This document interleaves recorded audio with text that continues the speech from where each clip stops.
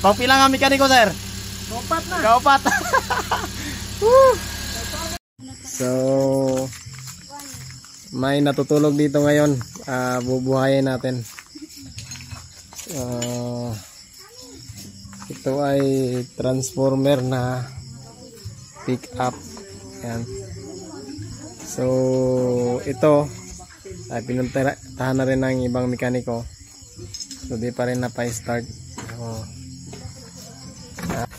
So, problema ni sir, pag park lang man ni mo rin sir, no? Na dili na siya mo start. Di na may start lagi. Pero pag naka-start siya, okay ra ya kusog. Dire-diretso na. Kusgan siya. Okay. Kung makasugod sa start by, dali na po siya pandaron. Sige. So, okay. So, yan. Day 63 ito. So, tingnan natin at husgahan natin.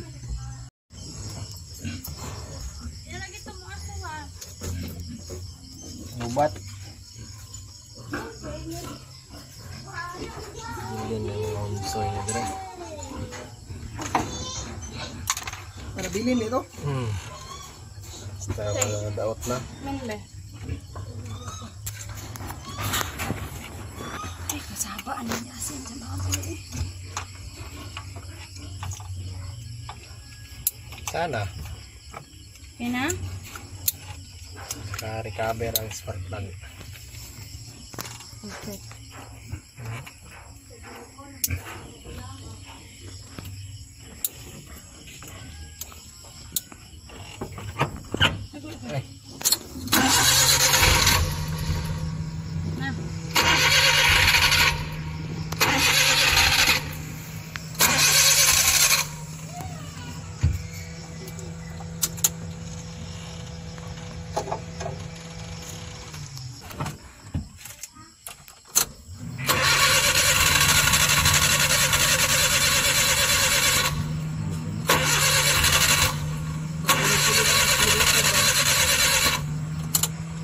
Ayaw magpilitin.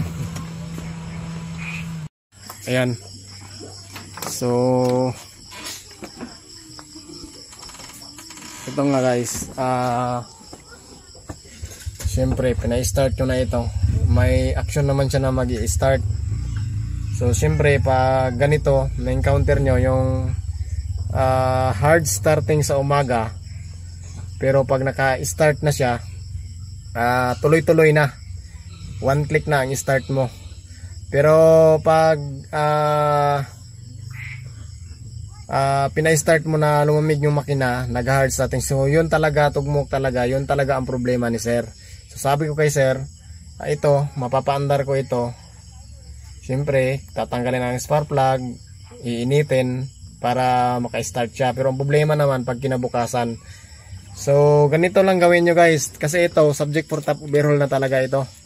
Kasi mga clearance na mga ano nito, pinapamasyon ng iba. Yung iba, mekaniko na rin ang gumagawa ng clearance nito. Pero sa akin, tingnan natin, try natin kung kaya pa bang i-save ito. So, ang gagawin natin, dudukutin natin yung mga piso-piso niya.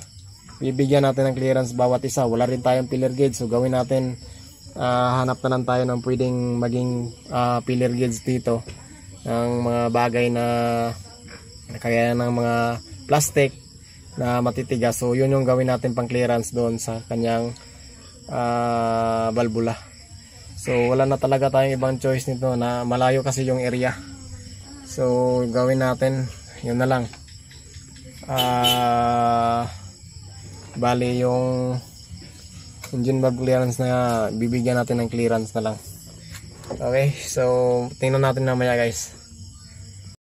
Kung tanaw na ko na kung makaya na kong hilot. Mau ba? Pero kung hindi ko siya makaya, halimbawa ang balbula nilusot o nabuak, di raman na. Pero basta nga kung pandaron ni mga init, makaya ra ni. Mandar sa ginit na. Basta mandar na sa ginit. Kay gusto mo ganyan mandar, dili sa kapadayon. Hapit na ito kanina. Yan lang siya kalahos ba? Kaya sa mo sir, kulahi man ko sir, kay basta Nay kurente ang spark, ang ignition coil. So lagi na kurente ang spark plug dapat. Lagi na siya. Nay gasolina, kumpleto man. So nganong hinungdan di siya muandar. Nga kumpleto man ay kurente na ikuan. Ana kitong mekaniko gani diri nga yan eh. Imposible nga nung di mo andar nga. Oo. Ang yang Kaya sa initon mo sunugon mo spark plug sir mo andar ni. Nay alangan kada buntag sunog wag spark plug. Ginawa ang gunda ko kay sa sir no. Kana. Ayan. So actually sir, karon na nako ni itudlo. Mga techniques so bahala na sa mga basher dia. Kung unsaon ninyo na sa mga unsa ninyo. Basta ako try na to na ma-revive ang makina na di na kailangan ni top overhaul kay bago wala man ni overhaul sir 1 year pa. 1 year So under laman sa pagkuan. Karon unya explain ako niyo nya. Clearance, wag clearance. Wala. Lang exhaust. Intake tanan. Ne. Wala i-filler gauge ha. Piling-piling gauge ang tani. Ngita tagwa na ni. Plastic. Sige. Yung sa tayo para di malubat. Okay na yan. Sa D17. So wala tayong filler gauge. So piling-piling gauge na lang tayo nito. Siyempre tinawag na filler gauge dahil peeling mo sir, okay na. So dahil yan, nagupit lang kami ng scene kasi nasa area kami na malayo talaga. Yan, tingnan nyo. So give tingnan nyo yung yan, napasok yan. Pasok yan. Okay. So sa intake, walang clearance. Yan, so kini sir, bisan pagtanggalon nimo ni sir, mabito ng uban itap overhaul, bisan pagtanggalon nimo ni, dili nimo ni maukang kuan. Dili nimo matanggal ning piso-piso. Hindi nimo na matanggal. Samot na dire kay nay timing chain. So may technique diyan guys.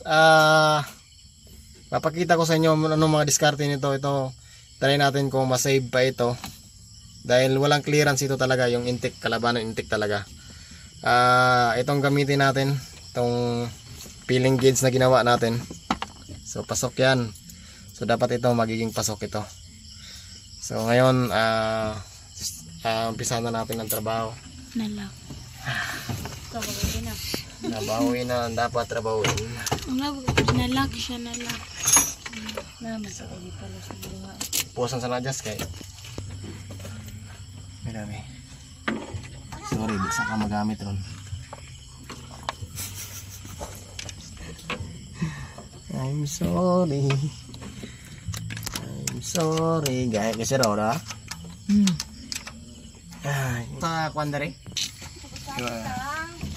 Ganda na suga. Suga dire. Nangyaway lang man Matik.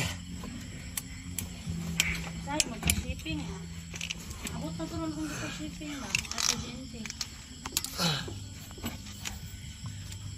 Awas please. Ito makay ha.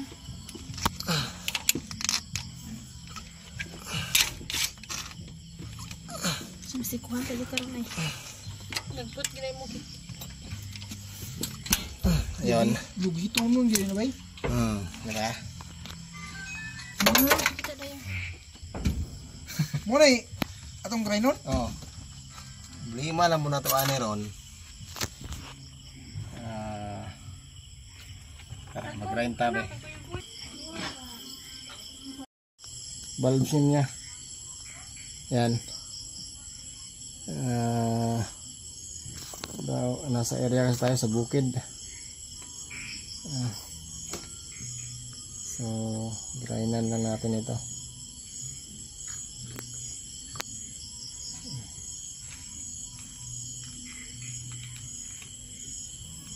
Kaibot.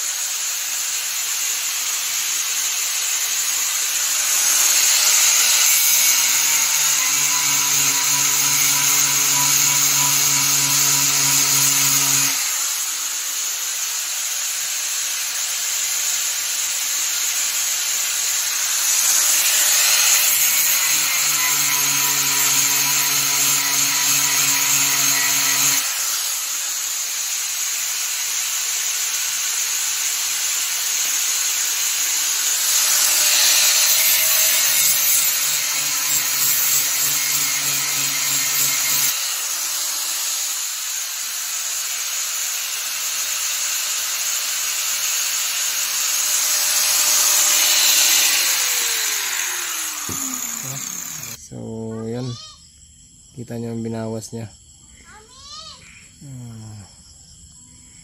Yan. So, naging nagpis na yan. Sarado ko ito. Dahil lang anak ha. Ano yun? Sina? Okay, so tapos na. The moment of truth.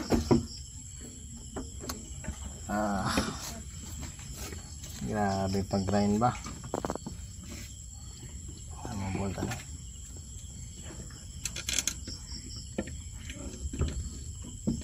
Sana.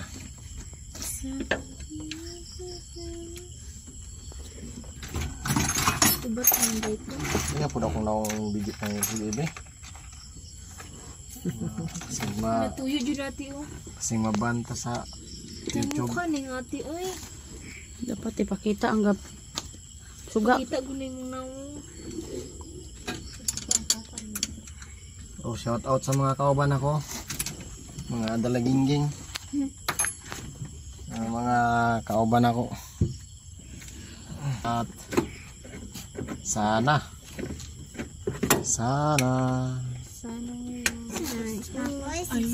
alala mo WhatsApp maganda. Hindi ako mabanta. May mga kwanta. Kanta kay mga tao ka na. Yan na, video sa anak ko. Sir, the moment of truth. Sa ikatulong mekaniko, ikaupat ko sir. Kaupat na ka ha? Ikaupat ko kung di ko pandaran eh. Joshua, ditugod ka, Joshua. Hawa na di anak. Ayan. So, start natin. With any. So, in Jesus name. Palaban na. Start. Wah. Perfect. Walang labis sila. Ayan. Walang labis sila. So, na-start na sir, no? Ha? Ano? Shout out kay sir, no? Ano masasabi mo, sir? Okay. Pagpila nga mekaniko, sir? Kaupat na. Kaupat. Yan, so one click. Diba? Kanina, nahirapan magpa-start. So, yun lang gawin nyo guys. Pag hindi nag-start sa mga K6A, check nyo yung gasolina muna kung meron. Check nyo rin yung igniter coil kung may nalabas na kuryente. Kung meron, so ibig sabihin naglo-lose compression siya. So ang mga number 1 senyales nito kung bakit ayaw may start, mahirapan, ibig sabihin may problema na sa balbula nyo, sa clearance ng balbula. Kapag kada umaga o di ba malamig yung makina, nag-hard start siya, pero pag mainit na makina, naka-start na siya, tuloy-tuloy na. So yun yung mga senyalis na yung mga clearance ng balbula nyo ay wala na, tukod na.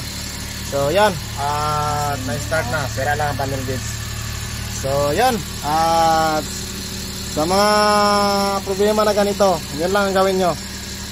Binairan ko lang kasi nasa area kami, wala kaming ibang magawa dito, walang spark plug wrench.